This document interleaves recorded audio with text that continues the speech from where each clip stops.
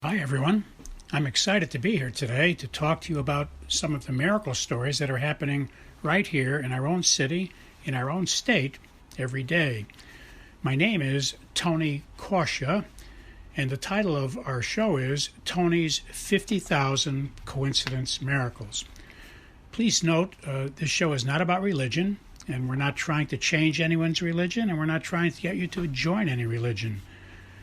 It's just about miracle stories. I don't know of any religion on the planet that doesn't talk about miracles.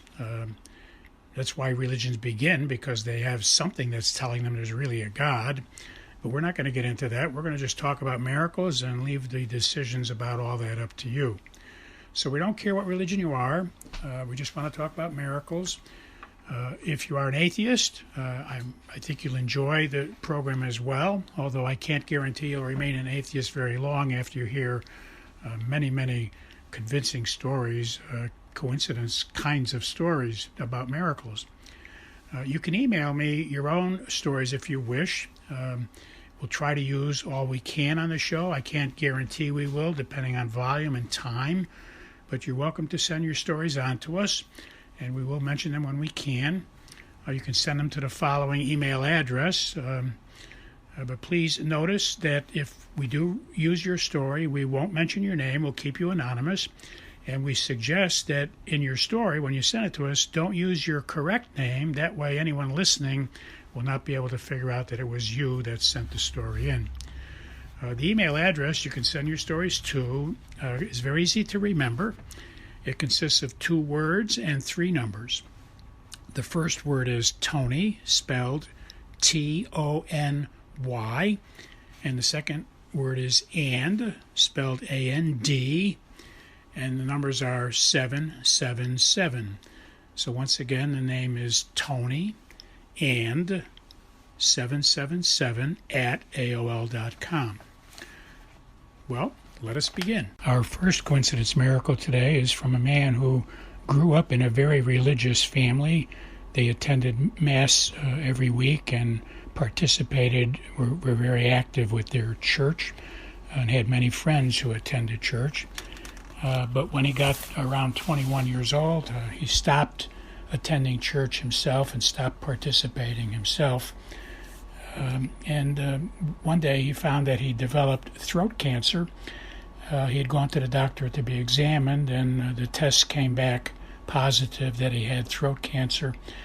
And certainly he was very concerned about it. It didn't sound like the diagnosis or the prognosis was going to be very good. He was driving home, and he put the radio on, and as soon as he put the radio on, there was a preacher on the radio. He didn't know that that preacher was going to be on that radio station, but the preacher was saying, as soon as the radio went on, pray for all of your needs, and have courage and trust and faith in God, and God will bless you. So he got a message from the radio that said to pray, trust God, ask Him for your needs, and God will bless you. So he did, right there on the spot while he was driving. He prayed right then. And he relates to us that he had a dream that night, and in the dream he was drinking his favorite alcoholic beverage. And in the dream, there was a black coating or some kind of a stain that was coating the inside of his throat as he was drinking. And as he normally did drink too much in the dream, he was drinking too much as well. He relates that he was typically getting drunk every night. He was really addicted to drinking, and the dream was following suit. And then he heard a voice, and the voice said, "Stop drinking alcohol, and you will save your throat." The next day when he woke up, the dream was really very real in his mind. Although he was dreaming, he woke up and felt like it was really something that had happened. And so he stopped drinking that very day. He relates that the dream scared him, the voice scared him, and he stopped drinking that very day, totally after drinking for many years and getting drunk every day. He said he totally stopped drinking out of fear for the cancer and fear for the dream. And he relates in the story that his throat and his cancer was cured. Our next coincidence miracle story is from a woman who was 25 years old 20 years ago, and she was out skiing, and while she was skiing, apparently she didn't look carefully to where she was headed, and she wound up skiing off a very high cliff, a terribly high cliff, and she was petrified, flying through the air, and convinced that she was going to die whenever she hit the ground. She says she was in the air for quite a while. It must have been a very high cliff, and she was convinced she was going to die, but she heard a voice in her head that said, "You're not going to die. You have to raise your daughter." And she thought not much of it because she wasn't pregnant and she was flying through the air and certain she was going to die. But she got rushed to the hospital, and at the hospital, she was in the hospital for a long, long time. They found out that she was indeed pregnant, that she was pregnant as she was flying through the air, and everything, all of her injuries, terrible injuries, were healed. She was in the hospital a long time, and the baby was delivered with no problem, and the baby now is 20 years old. So that's an amazing story, and if you're afraid of heights, like I tend to be, there was a horrible story flying through the air with nothing to hang on to. Our next coincidence miracle is from an uncle who relates to us that his nephew was in intensive care 10 years ago after a very serious car accident, and the family was told there was nothing else the doctors could do, so the doctors recommended that they take the nephew off of the machinery and the equipment that was keeping him alive and keeping him breathing. Everyone expected the nephew would pass away as soon as they pulled the tubes out of his throat and out of his chest. But miraculously, to everyone's surprise, the doctor and the family, the nephew survived and got healed on that same day as the family was praying to God to please save their son. And all of that praying was going on in the waiting room while the doctors were removing the plugs and the tubing from the patient. And so he relates, certainly the whole family is convinced of the power of prayer because the doctors had no hope at all, and the son was absolutely fine after they removed the machinery. Truly a miraculous story. Our next coincidence miracle is from a woman who simply relates her story that her dog was dying and she prayed for that and the dog was cured. Her mom was passing away, very ill. She prayed for her and her mom was instantly healed. And also her own knee, her kneecap, she had some problem with that. She went to the doctor. They were talking about surgery. She prayed for that, and that pain went away as well. So the stories were not very long, but she's obviously a woman of prayer and obviously a woman who prays and gets healing.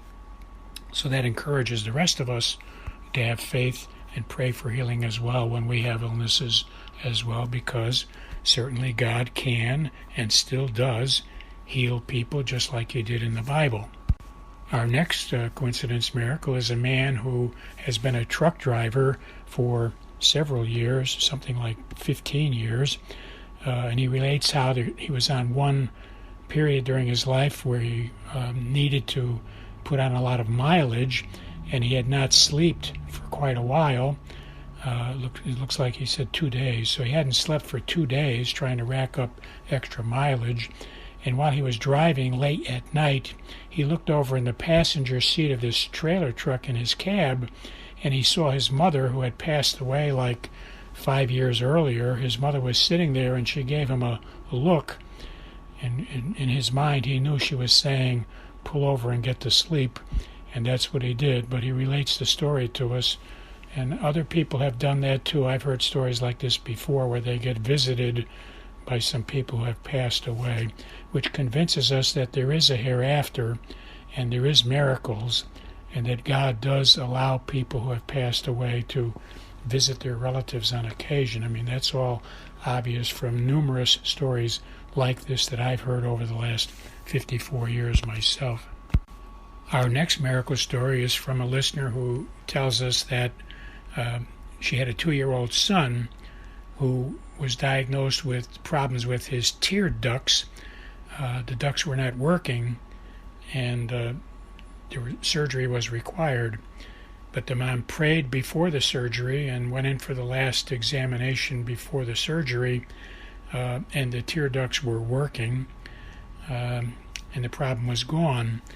And this just in, when I was reading about this to get ready for this radio show, I had the radio on coincidentally while I was reading this, and a song came on. I don't know what the song was about because I wasn't listening, but one thing I heard in the song was they sung Dry Eyes was part of the song while I was reading about this person with tear ducts problems in their eyes. So I experienced a coincidence miracle of the radio while I was reading about this story.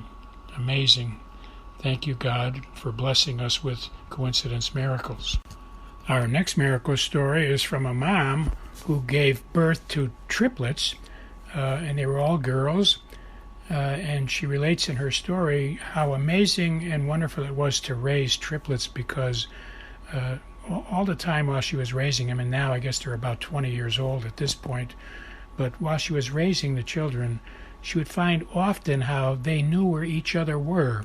If one was playing at the neighbor down the street on one end and another one was playing up the street at the other one, if she could find one of the triplets and talk to them, they had a sense of where the others were, and she was always impressed with that. It was a miraculous thing that would happen between the triplets.